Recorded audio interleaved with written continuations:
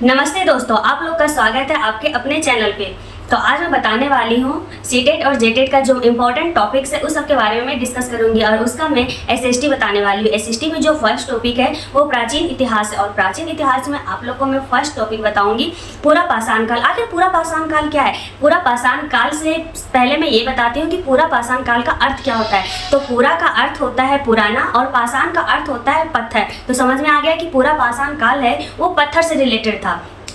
पूरा पाषाण काल मानव इतिहास का सबसे पुराना काल माना जाता है और जो इसकी ईस्वी थी, इसकी अवधि थी वो 25 लाख ईसा पूर्व से 10,000 ईसा पूर्व था। तो पूरा पाषाण काल में इसको बहुत 3 भागों में बांटा भी गया है गाइस। तो फर्स्ट जो है वो है पाषाण काल, फिर मध्य पाषाण काल, फिर नव पाषाण काल। तो उसको मैं डिटेल से आगे पढ़ाते जाऊंगी। तो आप लोग को समझ में आया इतना? आगे आई होप कि आप लोग को समझ में ही आया होगा। पूरा पाषाण काल में सबसे ज़्यादा लोग पत्थरों का यूज करते थे। उस टाइम हर चीज़ वे लोग पत्थर से ही बनाते थे। जैसे उन लोग को शिकार करना हो तो पत्थर के नुकीले पत्थर के औजार बनाते थे जिससे वो शिकारी कर सके।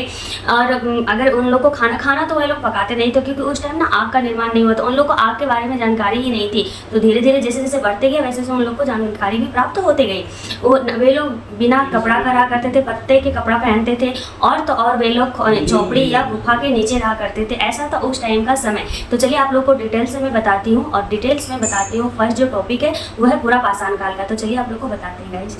तो मैं बताती हूँ पूरा पाषाण काल की अवस्थाएं मीन्स विशेषताएं। तो उनका जीवन कैसा था? तो उनका जीवन एकदम जैसे नॉर्मली अभी जानवर लोग का रहता है, सेम टू सेम वे लोग वैसा ही रहते थे, खाते थे, पीते थे। वे लोग मांस वगैरह खाते थे, फल फूल खाते थे और घूमते हुए शिकार को पकड़ते थे। ऐसे खुले में रहा करते थे। आवास, उन लोग के पास ना घर था ना ही अपना कोई व्यवस्था था। वे लोग पेड़ों के नीचे या गुफाओं या झोपड़ियों में रहा करते थे। झोपड़ी मीन्स घास फूस का ऐसे ही, या फिर पेड़ के ही नीचे वो अपना गुजारा कर लेते थे। और वो ये लोग एक जगह टिकते भी नहीं थे, वो घुमंतु थे। एक जगह से दूसरी जगह खाना को ढूंढने के लिए वे लोग घूमते ही रहते थे। उन लोग के पास औजार साधन तो था नहीं, ना अभी के जैसे उन लोग के पास कुल्हाड़ी था, ना चाकू था, ना ही बड़े बड़े ये चाकू थे जिससे वे लोग शिकार कर सके। तो उन लोग के दिमाग में आया कि आखिर हम लोग शिकार करेंगे भी तो कैसे?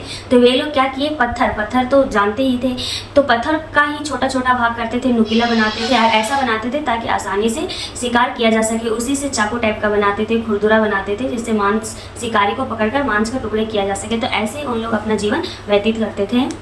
उसी समय आग का भी निर्माण हुआ। तो आग का निर्माण कैसे हुआ? उन लोग को जब ठंड लगती थी तो ठंड से सुरक्षा पाने के लिए वे लोग देखे पत्थर को एक दूसरे से टकरा कर देखे। जो पत्थर को एक दूसरे से जब टकराए तो देखिए चिंगारी उत्पन्न होने लगा। तो उस चिंगारी से अपने शरीर को गर्मी देने के लिए वे लोग आग का ये करने लगे। जब इन लोग को पता चला कि उससे हम लोग को गर्मी मिल रही है तो उन लोग दिमाग लगाए कि इसमें तो मांस भी पकाया जा सकता है। तो उस तरह वे लोग मांस पका करके भी खाने लगे थे।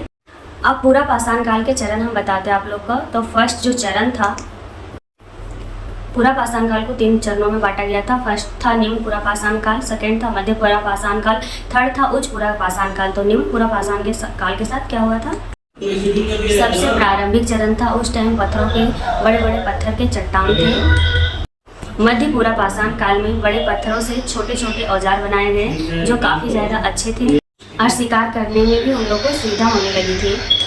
उच्च पूरा पाषाण काल में अच्छे औजार बनाए गए, वो भी पत्थरों के। शिकारी करने में उन लोग को मदद मिलने लगी। गुफाओं में चित्र बनाने लग गए थे। कला और संस्कृति के बारे में उन लोग के बारे में बताया जाए तो कला और संस्कृति में वे लोग गुफाओं में जानवरों का चलचित्र बनाने लगे थे। जानवरों के साथ साथ अपना भी चित्र बनाते थे।